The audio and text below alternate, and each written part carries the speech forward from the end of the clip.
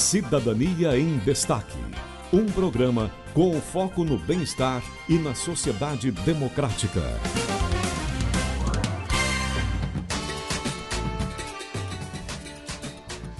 Estamos de volta aqui no Cidadania em Destaque, 2h10. Hoje é segunda-feira de carnaval, aproveitando esse clima agradável aí em Goiânia, na região metropolitana. Caiu uma chuva forte aqui na região central e leste da capital, mas agora o tempo bastante agradável, temperatura boa, né? Ótimo para você que está aí ligado na 730 e pode esparramar no sofá e curtir um pouco de preguiça. E hoje, segunda-feira, mesmo de carnaval, é dia de falar de saúde. Saúde e estética dos dentes influenciam e podem influenciar bastante na autoestima de algumas pessoas. Problemas como mau hálito, a famosa língua presa e implantes podem ser resolvidos com um bom tratamento odontológico. E para falar mais sobre este assunto, recebemos em nossos estúdios o mestre especialista em implantodontia e especialista em cirurgia bucomaxilofacial, o Dr. Henrique Taniguchi. Boa tarde, tudo tranquilo? Seja bem-vindo a 730. Boa tarde, Vinícius. Feriadão aqui, já que não viajei, vamos informar a população, vamos instruir. Vamos instruir, é um prazer estar aqui novamente, estar compartilhando conhecimento, é pra gente que gosta da profissão, pra gente que trabalha também com a docência, é gratificante poder, de alguma forma, ajudar as pessoas, porque muitas vezes as pessoas deixam de fazer algumas coisas ou têm vergonha de fazer pela falta de informação, né? Então, acho que informar é muito importante. E é interessante porque, ainda mais com relação à boca, é um dos grandes cartões de visitas das pessoas para chamar atenção, né? Para, de repente, como apresentação. É muito recorrente você conversar com alguém e falar assim, olha, aquele sorriso foi marcante, assim, foi o cartão de visitas. O sorriso, ele é considerado o cartão de visitas de uma pessoa realmente por conta disso. Essa percepção que você teve, ela está totalmente correta. Eu até cito uma historinha bem curtinha que eu gosto de dizer o seguinte. Se você fosse atendido por uma pessoa, vamos citar um exemplo que você vai numa recepção do hotel, seja um homem ou uma mulher, e essa pessoa seja uma pessoa muito bonita. Você olha e fala assim, mas que pessoa bonita, né? Chega lá uma mulher, um cabelo bonito, uma pele bonita, olhos bonitos, corpo bonito. E na hora que aquela pessoa for sorrir para você, a boca dela tá com os dentes todos tortos, ou muito feios, ou o dente da frente muito escuro. Você vai olhar e vai falar assim, mas como uma pessoa tão bonita tem os dentes dessa forma? E do contrário, se você chegasse lá e fosse ser atendido por uma mulher ou por um rapaz, uma mulher que passasse despercebida, mas na hora que ela fosse te atender, ela abrisse um belo sorriso. Eu tenho certeza que com o passar do tempo você ia preferir ser atendido por aquela mulher. Porque o sorriso, ele não passa só a beleza. Ele passa uma energia positiva, ele passa uma receptividade. Ele chega a passar confiança? Passa. Eu vou até além.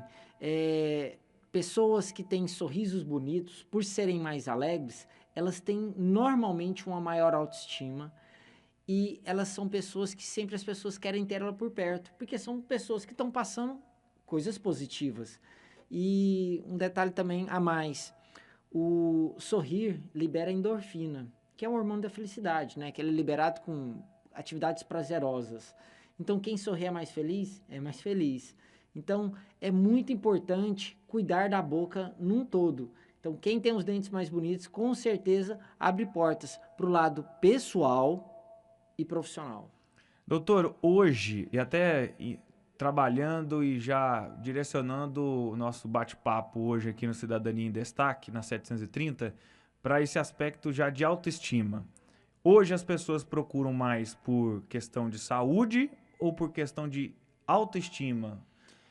Essa procura, ela, no Brasil, ela é equilibrada. As pessoas procuram na saúde... Ou estética, né? Estética. Essa parte de estética, ela está crescendo muito, porque até então era mais voltada assim. infelizmente, as pessoas procuravam muitos dentistas, mas nos casos assim, tá doendo. O dente, ele tá sentindo alguma dor, ele tá com muito desconforto. Então, por conta disso que ele vai ao dentista. Ele não faz um trabalho tão grande preventivo, né? Aumentou de alguns anos para cá a preocupação da população nessa prevenção e nesse trabalho estético. Mas eu vejo que é uma coisa que ainda tem muito campo para crescer. Tem muitas pessoas ainda que têm sorrisos que poderiam ser melhorados e às vezes elas não melhoraram porque as prioridades da vida dela muitas vezes são outras. E o que é ruim é que muitas vezes as prioridades são trocar o celular, as prioridades são coisas materiais, não são coisas para a saúde, que eu acho que todo investimento que você faz em você é melhor do que qualquer coisa material que você compra. Dentro dessa linha da autoestima, ainda mais já aproveitando a falar algo de carnaval, aquela coisa, folia, festa, a halitose é um problema sério. A halitose é um problema sério, tanto no carnaval quanto no seu dia a dia. 365 dias por ano, né?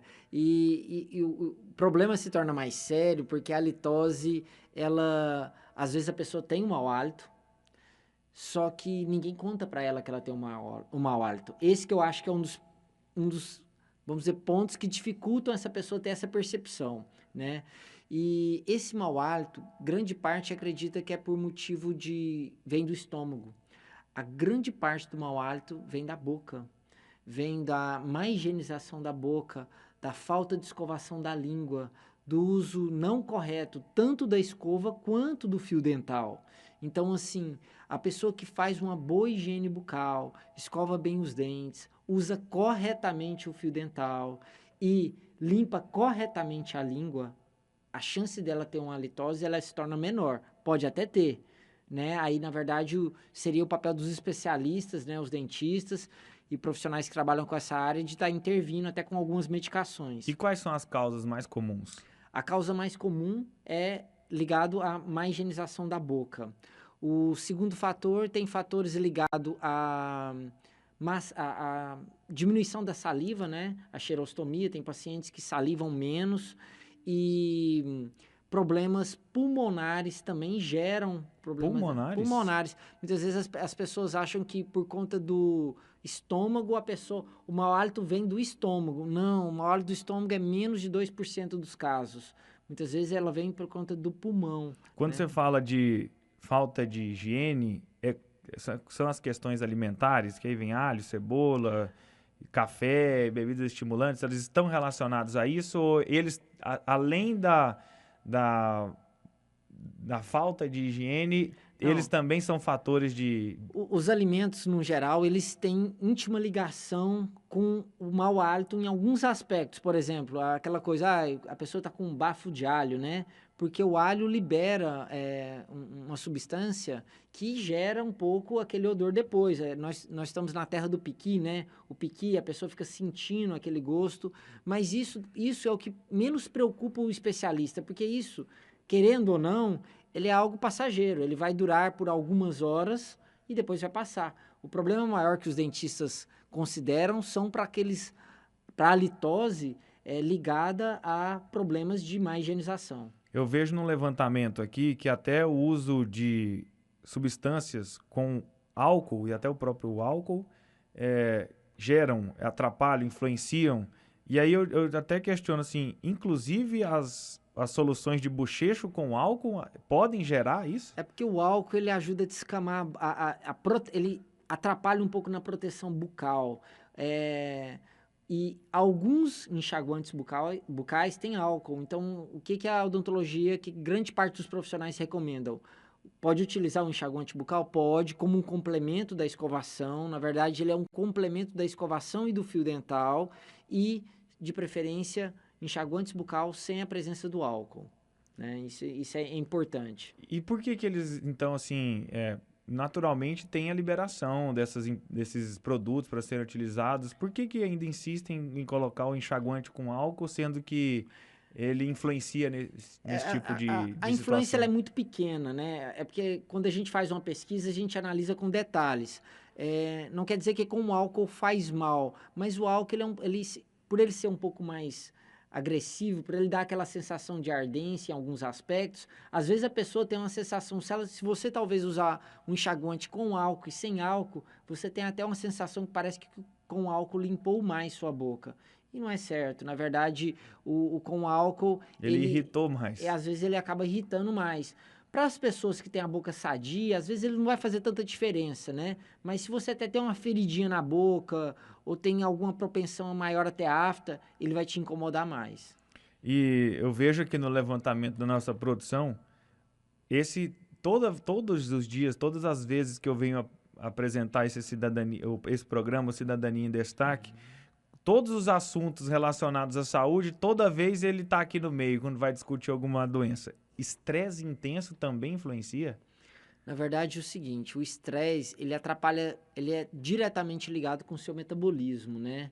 Então, o estresse, ele desregula totalmente seus hormônios, sua salivação, e isso interfere de alguma forma também no processo de salivação seu, no processo de funcionamento correto do seu organismo, podendo ligar a gerar um mau hálito. Não é uma coisa totalmente, vamos dizer, certa que vai gerar, mas que com as pesquisas... Pode um fator. É um fator a mais. Que contribui, não que ele é decisivo. Não que é decisivo, exatamente. Até porque o estresse, semana passada o assunto era como problemas de coração têm sido cada vez mais recorrentes em jovens de 20 a 40 anos.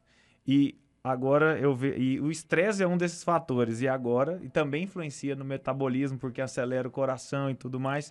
E agora o senhor vem e relata, a gente destaca que o estresse também pode ser um fator de influência nas questões de mau hálito. Ele altera tudo, ele mexe, ele tira você do eixo. Dizem até que o estresse bem de leve, ele tira as pessoas, vamos dizer, da zona de conforto.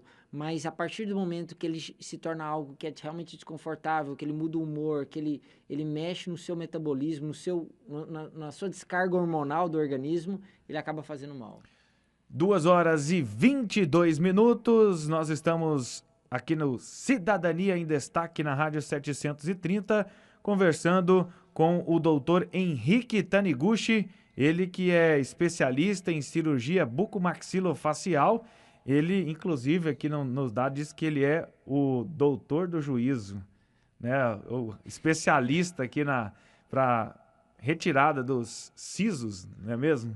Porque acabou que, como todo profissional, eu me posicionei. E eu acabei me posicionando muito nessa área da extração do dente ciso, né? Que é uma área... E é difícil, né? Porque tá tudo lá no fundo.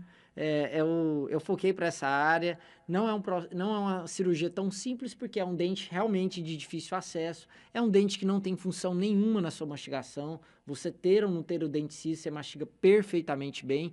E por estar lá atrás, acaba que muitas vezes ele não nasce na posição correta. Diante disso, ele acaba sendo um dente, né, em grande parte, até em 80% dos casos, indicado de ser removido. E eu direcionei muito para isso, eu foquei muito para a área de extração de siso, cirurgia de implante e enxertos. Como a extração de siso foi vamos dizer, a área que eu mais aprofundei, a área que eu mais faço, e acabou que as pessoas me conhecem bastante aqui em Goiânia como o dentista que fica fazendo a cirurgia de siso. E, doutor, até o siso, ele influencia, ele pode influenciar até nessa questão da halitose ou não? Não tem... Influencia sim, e diretamente. O siso sim. Por quê? Como eu acabei de mencionar, ele é um dente anômalo. Ele é o dente mais anômalo da sua boca. Dificilmente o siso tem um formato igual nas pessoas, né? E por ele ser anômalo, ele também nasce de uma maneira não muito uniforme. Às vezes tem pacientes que nasceu de um lado, não nasceu do outro. De um lado ele nasceu torto, do outro ele nasceu em pé. E como ele nasce também bem devagar, numa idade mais ou menos na adolescência, por isso o nome dente do juízo, dente ciso é o dente do juízo, porque ele vem a nascer com as pessoas, via de regra, entre 16 e 20 anos de idade. Então, como ele vai nascendo devagar, é difícil higienizar e fora da posição, junta alimento fácil na região. E aquele alimento, às vezes, gera mau hálito. Somado a isso, aquele alimento, muitas vezes, faz infeccionar a região. Então, tem casos de pacientes que procuram a gente na clínica com o rosto inchado, porque entrou um resíduo de alimento na região, esse alimento veio a infeccionar a região, gerando inflamações. Ainda mais que ele fica lá no fundo, então é difícil o acesso de escova para fio dental, e acaba que fica exclusivo ao enxaguante, vamos dizer assim. E antes procurar. Nesse momento que ele sentiu algum desconforto, o ideal é que se todo mundo pudesse procurar o dentista nessa faixa de 16 a 20 anos para olhar o dente ciso, porque se realmente o profissional vê e vê que naquele caso ele pode vir a gerar um problema, é preferível tirar do que passar pelo problema, passar pelo desconforto, tanto da dor quanto do mau hálito também. Dentro dessa questão do mau hálito, o senhor citou, né, sobre a questão de pouca saliva influencia nisso. Isso está relacionado também ao baixo consumo de água da pessoa ou aquela pessoa que fica num jejum prolongado? A água é fundamental, né? Hidratar-se é fundamental. E a saliva ela é fundamental porque a saliva ela limpa, na verdade, de alguma forma. Ela está limpando sua boca, ela está limpando seus dentes, você está salivando. Inclusive, todos os dentistas taxam muito, batem muito o pé de, principalmente antes de dormir, é o horário talvez mais importante que as pessoas escovem os dentes. Então, esse horário antes de dormir, por quê? Porque durante toda a noite a pessoa não vai estar escovando os dentes. E não vai estar escovando os dentes, ela vai estar salivando menos. Como ela vai estar salivando menos, a maior propensão a você ter cárie, a maior propensão a, vamos dizer, a microbiota da sua boca, ela ficar desregulada e parado, acaba que na hora que você amanhece, você tem aquele mau hálito que muitas vezes ele vem do seu pulmão, né? De corpos cetônicos. Nossa, então, normalmente vem... e é engraçado, que às vezes a gente direciona só para o ponto final, para a causa, e nem imagina que o pulmão possa ser um fator. O pulmão ocasiona Porque, isso. assim, o estômago já é lugar comum, né? As pessoas sempre associam ligado ao estômago, mas o pulmão ele interfere bastante, ele está muito ligado a isso. Doenças podem influenciar também na halitose? Podem. Pessoas que têm diabetes, elas têm... quase todas as doenças, algumas delas, elas têm reflexo na boca. E esse reflexo, eles acabam gerando algumas inflamações na gengiva e alguns problemas na língua, nos lábios. Então, mais ainda nesses casos, as pessoas têm que ser, vamos dizer, mais cuidadosas e mais zelosas com a higienização. Aqui tem uma mensagem do Fábio. Ele enviou pelo nosso WhatsApp, 984001757. Ele diz o seguinte: a minha gengiva quase sempre está inflamada. O que seria? Eu escovo os dentes à noite e de manhã e faço uso do fio dental sempre. Essa é a dúvida do Fábio lá do Centerville, ligado aqui na 730. Doutor Henrique. Eu vou tentar, Fábio, obrigado pela participação. Eu vou tentar te explicar de uma maneira simples e pelo rádio, né, que é um pouco mais difícil, que você não vai estar visualizando. Mas provavelmente você não está fazendo essa higienização de uma maneira correta. O uso da escova de dente, sempre, se possível, uma escova macia ou extra macia, jamais escova dura. Outra coisa, muito importante, escovação, tem a técnica de escovação correta, que você esfrega somente onde você morde, você não esfrega na frente os dentes. Para frente você faz um movimento de varrer de cima para baixo. E o ponto mais importante, o uso do fio dental. Se sua gengiva está inflamada, provavelmente você não está usando o fio dental de maneira correta. Então é muito importante você saber usar esse fio dental. Esse fio dental, na verdade, ele entra no dente, ele abraça seu dente, ele entra uma certa camada de mais ou menos uns 2 milímetros, que é onde sua escova não consegue limpar. Ele entra, abraça lá a região, sai, e ele entra do outro lado, abraça e entra esses 2 milímetros. Se você fizer isso, às vezes vai até sangrar um pouco. Por que vai sangrar? Porque sua gengiva está inflamada. Porque normalmente ele entra e não sangra nada. Feito isso, você vai limpando, aí logo sua gengiva vai parar de sangrar. O sangramento é uma resposta do seu organismo que algo não está bom com sua boca. Aí as pessoas pensam assim, você está sangrando, então agora eu tenho que diminuir minha escovação, eu tenho que diminuir o fio dental.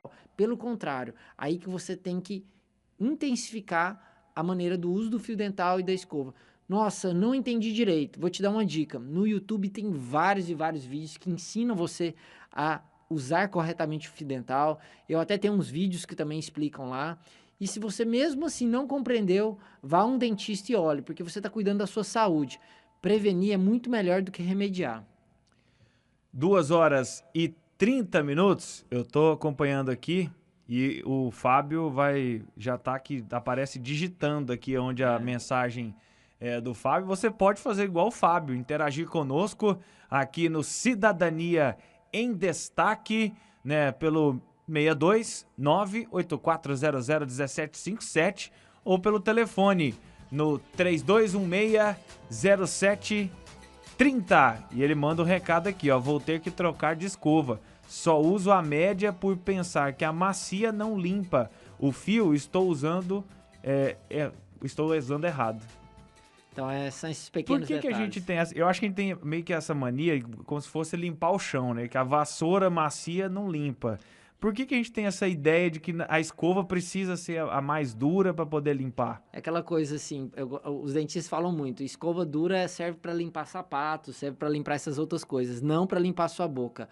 Não é força, é jeito. Então é a maneira com que você faz os movimentos, que você tá limpando de uma maneira... Porque se você força muito, aí sim, às vezes você tá ferindo a sua gengiva porque você tá forçando então, talvez a gengiva. Essa questão dele usar uma escova média ou um pouco mais resistente às cerdas pode ser o fator da gengiva dele estar inflamada. Pode até ser o fator. Porque ela vai machucando, vai machucando, e isso é ruim, porque vai ferindo a sua gengiva e às vezes, dependendo da sua força, pode até ir prejudicando e fazendo ela, a gente fala até levantar, né, numa linguagem bem simples, você ter até uma retração gengival por conta dessa força excessiva.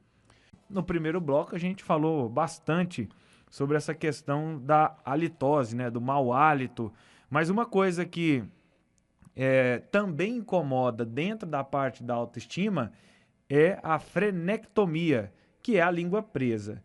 Como é o procedimento para este tratamento desse tipo de doença? Na verdade, a frenectomia são pessoas que elas têm o frênulo, né?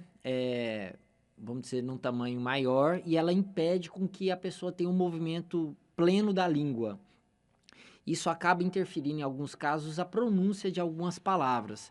Eu recebo muitos pacientes na fase de criança, né? Vamos dizer assim, na pré-adolescência, mais crianças, que as mães até acabam que notam que os filhos não estão pronunciando algumas palavras.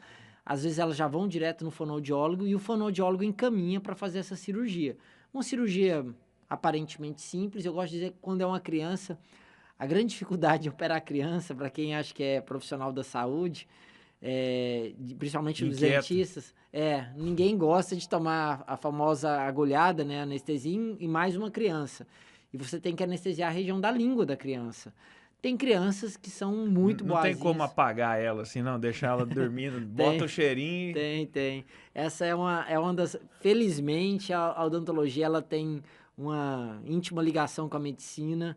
Então, hoje, para as crianças, para as pessoas que são muito ansiosas, que têm muito medo do dentista, esse é um mecanismo. A criança faz o cheirinho, ela dorme e a gente pode realizar o procedimento. O adulto, quando vai fazer algum procedimento maior, o médico anestesista pega a veia, ele dorme e a gente faz.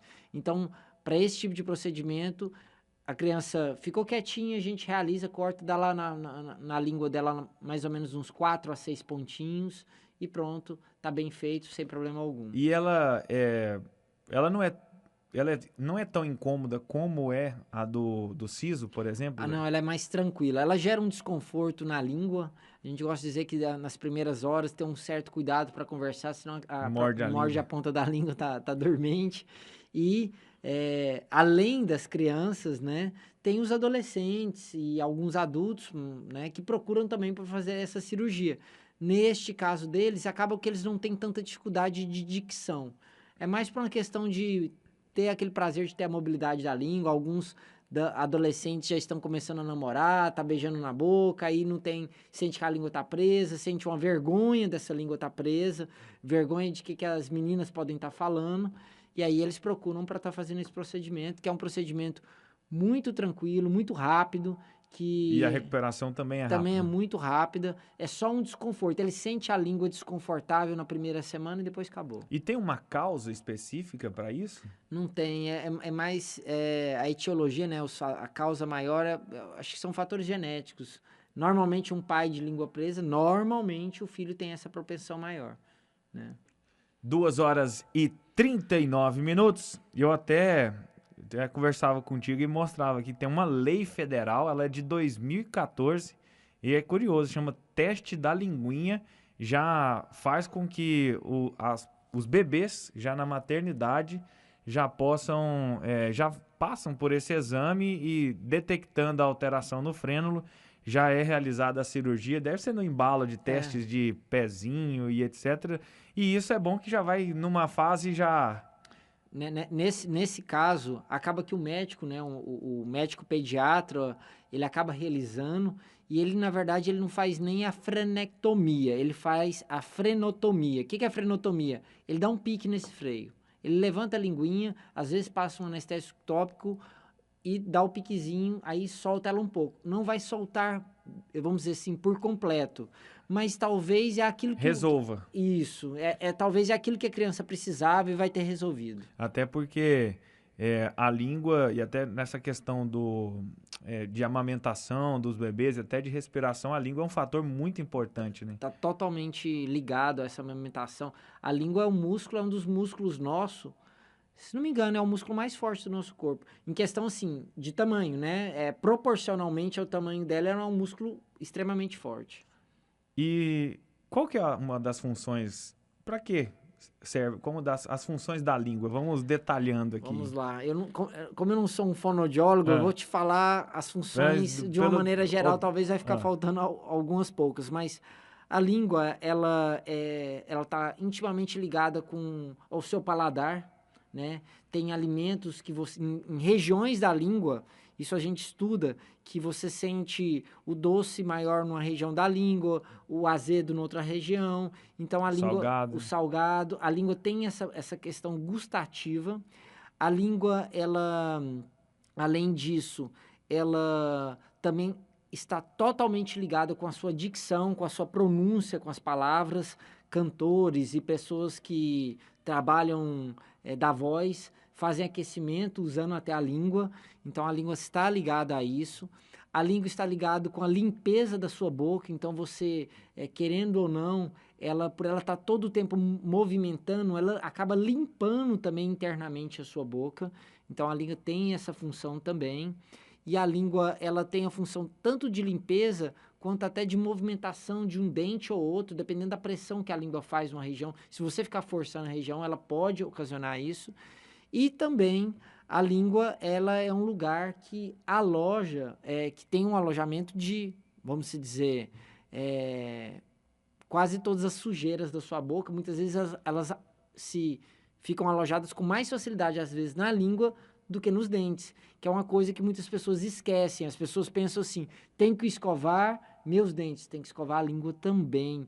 E é na base da língua, não na parte da ponta da língua, lá na base, aonde se alojam esses resíduos alimentares. Ou você escova ele com a sua própria escova. Tem escovas que o dorso da escova, ela tem vamos dizer, uma área meio rígida, meio caroquenta, de borracha, que ajuda a fazer essa limpeza. Ou você compra limpadores linguais que custam aí R$3, R$4, é um produto super barato, que ajuda você a colocar lá atrás e puxar e limpar essa língua e tirar essa sujeira. E aí demonstra o porquê que, para fazer a prevenção, a limpeza, assim, a gente ouve muitas vezes, em muitos momentos, em várias situações, mas eu não tenho tempo. A gente discute, semana passada foi falar sobre alfabetização de crianças. Aí o pai fala assim, mas eu não tenho tempo de alfabetizar meu filho. E a desculpa muitas vezes é essa. E não adianta, escovar os dentes com pressa é a mesma coisa de que não ter escovado. Não é fácil, você está totalmente certo nisso. Até no intervalo a gente comentou dessa importância dos pais, né? A importância dos pais de criar isso como um hábito para a criança e para o adolescente, porque aí na vida adulta isso se torna uma rotina comum, é algo involuntário, algo que você nem pensa, é algo que se você sair da sua casa, almoçar e não escovar os dentes, você não dá conta de sair, aquilo te incomoda, porque você sente que parece que precisa de escovar os dentes. Então é muito importante essa conscientização e essa importância de saber escovar ele também de uma maneira correta. é muito difícil da cárie ter uma inserção no seu dente. Para ela ter, ela demora pelo menos 24 horas. Então, quer dizer que se você escovar os dentes uma vez ao dia, muito bem escovada, a chance de você ter uma cárie é muito pequena. A gente recomenda que se escova mais vezes, porque para você manter o bom hálito, por vários outros aspectos, né? Até para não confiar também nessa única vez.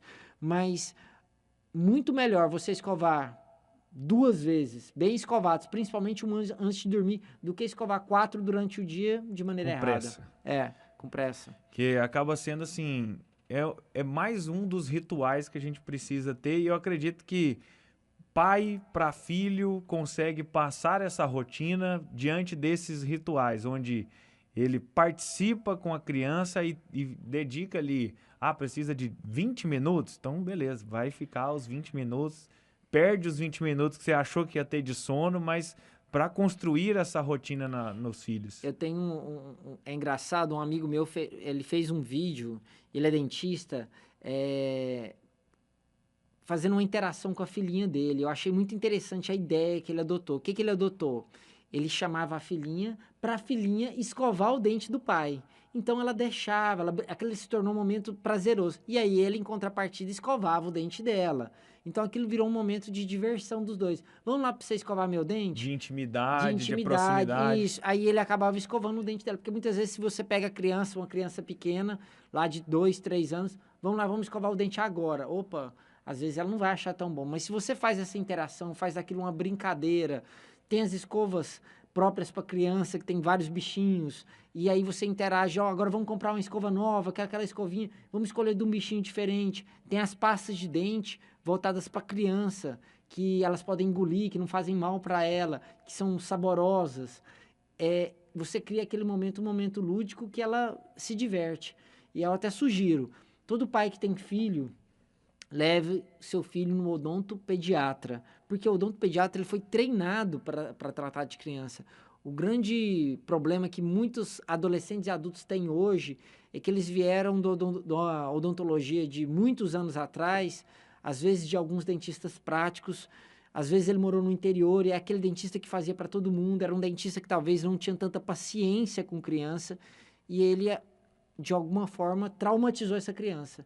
E aí ela carregou esse medo de profissional por toda a vida e criou uma aversão ao cuidado da boca, né? E aí o pai chega e fala assim, doutor, mas pra que eu vou fazer isso com meu filho se é tudo dente de leite e vai cair? Eu vou ensinar depois que vier os novos, permanentes. Olha, se não ensina com dente de leite, não ensina no permanente, não.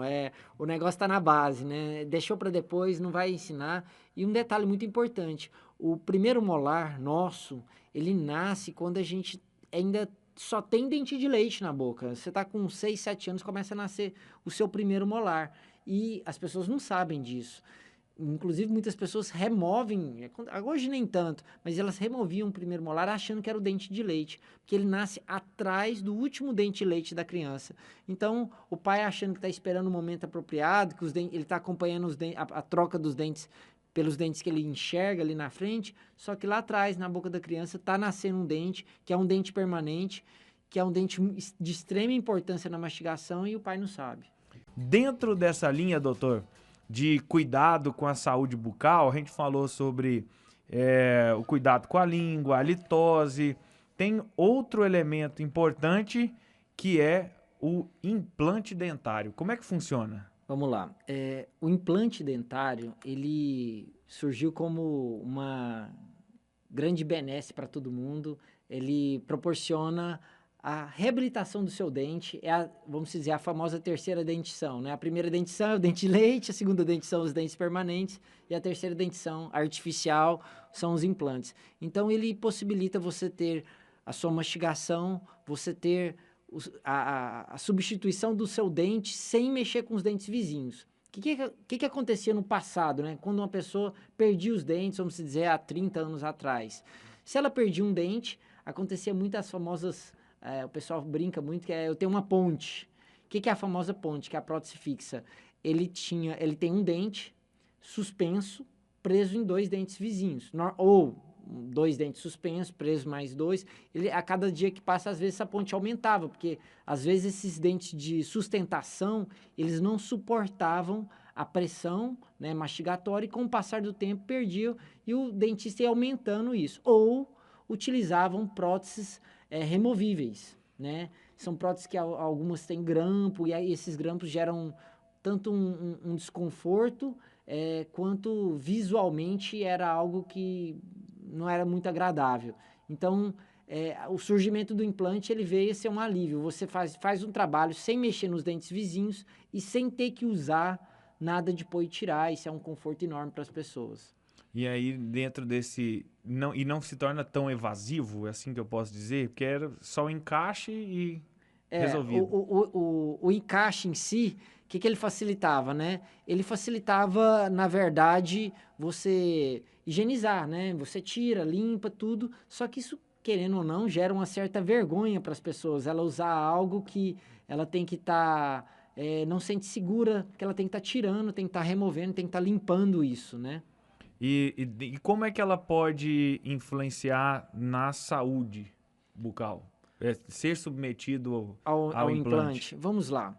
O implante, ele veio, né, para quê? Para reabilitar a perda da sua raiz. Implante, na verdade, nada mais é que um parafuso de titânio, que é um material totalmente compatível com o seu organismo. Numa explicação bem simples para que as pessoas entendam, quando você perder um dente em si, você coloca um parafuso lá naquela região, aquele parafuso vai funcionar como literalmente a raiz do dente que você perdeu. E aí esse parafuso fixa no seu osso. No maxilar. Fixa no osso, e vai depois um dente preso nesse implante, né? Olha a cara que o Charlie fez aí, ó. Tá fazendo? Então ele sabe mais ou menos como é que são os processos. Sigmi é um primo meu, um ótimo profissional, né? Então, na verdade, a instalação do implante é exatamente isso. É a colocação de um parafuso, e esse parafuso depois vai sustentar esse dente, que é um dente artificial. Quando a pessoa, na verdade, no passado, ela tinha um comprometimento total, vamos dizer, no seu dente, você fazia uma coroa, né? Isso faz até hoje, logicamente, mas você preserva a raiz. Agora, quando a raiz já não tem como ser mantida, aí você coloca o implante e coloca o dente preso nesse implante. E o que pode inutilizar a raiz do dente? Na verdade, a fragilidade. Às vezes a raiz, ela às vezes trincou, né? Isso é um ponto até interessante que você comentou, porque às vezes nesse momento, quando essa raiz fratura, às vezes você não nota. E aí ela infecciona a região. Então, às vezes, não é tão simples remover essa raiz e colocar o implante de imediato. Em alguns casos, a gente tem que fazer até um enxerto na região para preparar a região para receber o implante. E quem vai olhar isso é o dentista, né? Porque o implante, como a gente estava até conversando, ele tem uma função estética e uma função de conforto, tem. Mas, acima de tudo, para quem é preocupado com a saúde, ele tem uma função mastigatória, né? Então, ele propicia você a estar mastigando bem. Isso, para mim, é muito mais importante do que até a estética. A estética é fundamental, porque, poxa, é através dela que a gente está relacionando, as pessoas estão vendo nosso sorriso. Mas ele influencia na mastigação. E qualquer dente pode sofrer o implante? Qualquer dente da boca, a gente pode reimplantar ele, né? Independente da função que ele tenha dentro da boca, você pode substituir pelo implante? Pode. Pode substituir sem problema nenhum, Vinícius. Só que é engraçado, tem casos que, assim, as pessoas têm dúvidas assim, eu perdi todos os meus dentes, eu posso fazer implante? Pode. Nesse caso, que a pessoa perdeu todos os dentes ou perdeu grande parte dos dentes, muitas vezes a gente não faz mais um implante por dente. A gente coloca alguns implantes e eles vão segurar um conjunto de dentes, entendeu? Então, para esses casos de perdas extensas dentárias, normalmente a gente não segue um implante por dente. Mas se você perder um dente em específico, qualquer seja o dente da sua boca, normalmente não o siso, né? O siso, ninguém repõe ele não. Mas qualquer um dos outros dentes, você simplesmente remove a raiz e coloca o implante naquela região. E 2h56. A mastigação, qual é a importância dela para a saúde da boca? Vamos lá. A mastigação, ela está intimamente ligada com a sua saúde. Eu acho que E a cada dia com essa questão do bem-estar, a questão de você viver mais, é mais importante ainda você mastigar bem. Eu gosto de dizer o seguinte, talvez quando você tinha seus 18 anos, seus 17 anos, nosso estômago, o pessoal brinca que era estômago de avestruz, né? Você comia o que quisesse, podia comer a qualquer hora, parece que aquilo não interferia tanto na gente. E com o passar dos anos, a cada dia que passa, vamos dizer que sua resistência a certas comidas vai se tornando menor. E se torna mais importante ainda você mastigar, mastigar bem. Mas por quê? Porque a sua digestão começa na boca.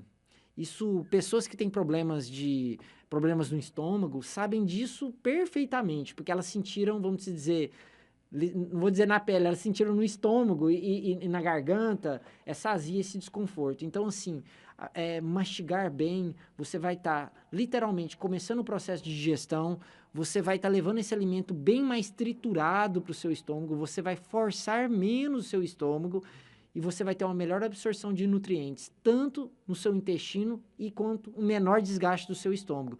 Detalhe, também muito importante dizer, se você mastiga mais, você come menos. Então, normalmente, quem mastiga muito e quem come bem devagar são pessoas mais magras. É engraçado porque se você for em algum nutricionista, em algum endócrino, uma das coisas que eles mais pedem é assim, coma devagar, solte o garfo, não fique com o garfo na mão, dê uma garfada, mastigue com calma. A onda do fast food, essa onda do estresse, essa onda da gente ser produtivo e correr a cada dia, ela interfere significativamente em você engolir a comida e não mastigar a comida e não saborear a comida. E isso está ligado na sua saúde, no bem-estar e na sua longevidade.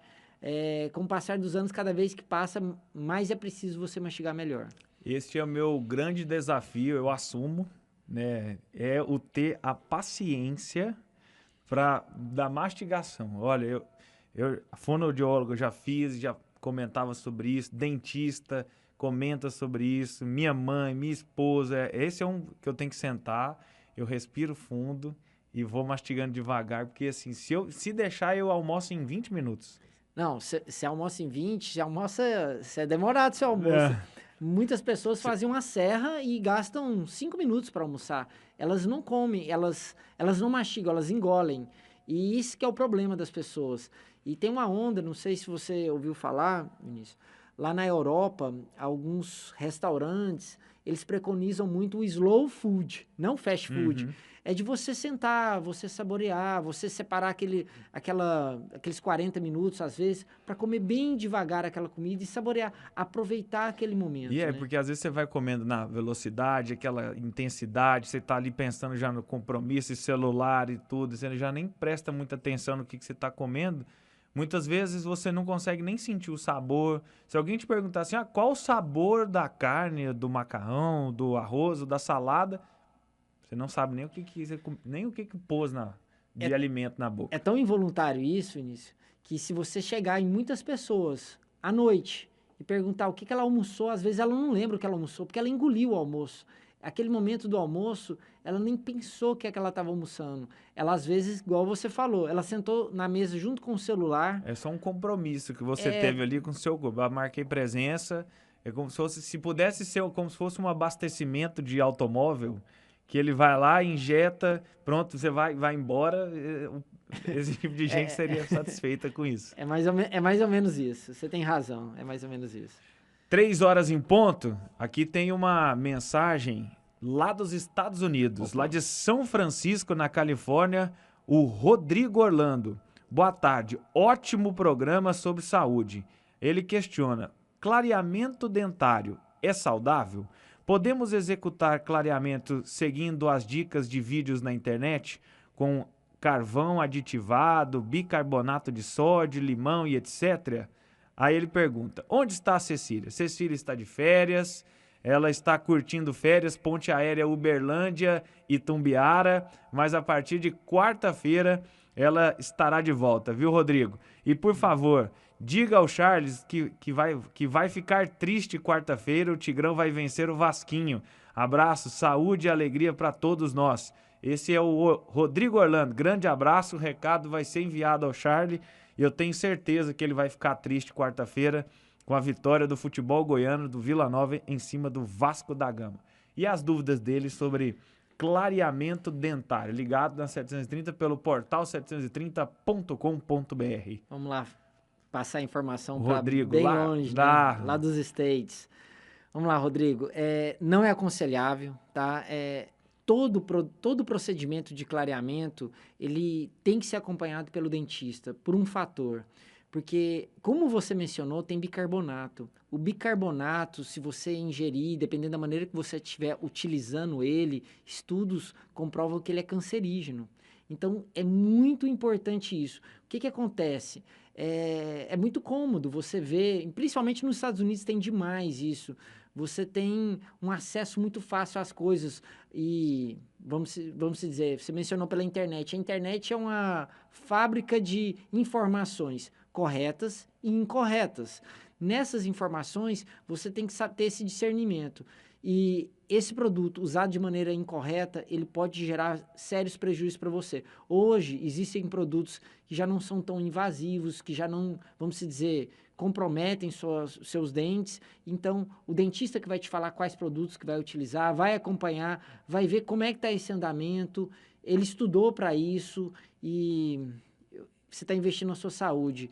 Por uma questão assim de uma economia que eu julgo que é uma economia muito pequena que você vai estar fazendo, não vale a pena, né? Economiza com a camiseta que você quer comprar, um tênis, mas não economiza com a sua saúde, não. E carvão aditivado? Como assim? Olha, esse do carvão aditivado, honestamente, eu vou ficar devendo. Eu nunca tinha escutado falar do carvão aditivado para utilizar isso. Em clareamento? Em clareamento, do bicarbonato normal, porque até o produto do gel clareador, ele tem na sua composição, né?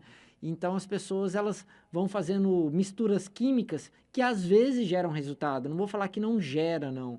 Mas os riscos, porque para ter esse controle de maneira correta, a dosagem ser da maneira correta para você, e os prejuízos podem ser prejuízos irreversíveis. Esse que é o grande problema. A reversibilidade. Aí gera um problema que você gerou um comprometimento no seu dente que talvez caia você precisando de fazer um implante, você venha perder esse dente, né? Então, eu não me arriscaria a inovações para a sua saúde, não como um todo. Ele citou o bicarbonato de sódio e eu costumeiramente já ouvi dizer que normalmente assim é usar como gargarejo para às vezes infecções, infecção de garganta e tudo. Para utilizar no gargarejo, ele também se torna perigoso e cancerígeno ou não? Na verdade é o seguinte, aí talvez não, porque você não vai ingerir ele e tudo está muito ligado à quantidade. Então, assim, a gente gosta de... Porque no clareamento a quantidade é alta. Eu gosto de dizer que assim, não é que o clareamento a quantidade é alta, é baixa. Só que quando não tem um controle como profissional, às vezes ele acabou de usar, ele pega e enxágua, engole um pouco. Você não tem como ter o controle. Um dado até engraçado. Muitas vezes, quando você vai ao médico, ele pede para você tomar antibiótico, até uma informação ligada... E ele fala assim, não, evita o álcool. Não é porque o álcool vai cortar o efeito do antibiótico, é porque o álcool também é diurético, então acaba que ele vai eliminar mais rápido. Só que, como é que eu chego em você e falo assim, Vinícius, pode tomar uma latinha, até 2. Dependendo do seu metabolismo, pode ser 3. E aí? Isso varia muito de organismo para organismo. Talvez uma latinha para você faz mais efeito do que 3 para mim. Então, essa dosagem, ela é muito relativa. E como organismo e saúde, a gente, se possível, tem que não brincar com o relativo. Então, antes pecar pelo zelo e ser um pouco mais, vamos dizer, radical, que você, pelo menos, evita qualquer futura complicação. Para a gente já ir encerrando, né? Nosso tempo já estourou aqui na nossa programação. Doutor, para prevenção, qual é a rotina, qual é o cuidado, qual tem que ser o comportamento para os pais com as crianças e dos adultos para a higiene bucal? Vamos lá. Para mim, você citou algo que é fundamental, prevenção. Grande parte dos problemas dentários hoje acontecem pela falta de prevenção. As pessoas não se previnem, as pessoas somente remediam. E como é que você faz essa prevenção? Primeira coisa, se possível, vá ao dentista pelo menos uma vez ao ano. É muito importante a saída uma vez ao ano, porque é meia hora, 1 hora do seu tempo, é tão rápido que o dentista vai olhar, ver se está tudo ok, vai tirar as dúvidas suas, ver se você está fazendo a higienização de maneira correta, vai tirar suas dúvidas com relação ao fio dental e vai ver, talvez você tenha uma cárie que está começando, ele vai falar, olha, vamos intervir nessa cárie aqui para eliminar ela. Se você for uma vez ao ano, a chance de você ter algum problema dentário futuro, honestamente, é muito pequena, entendeu?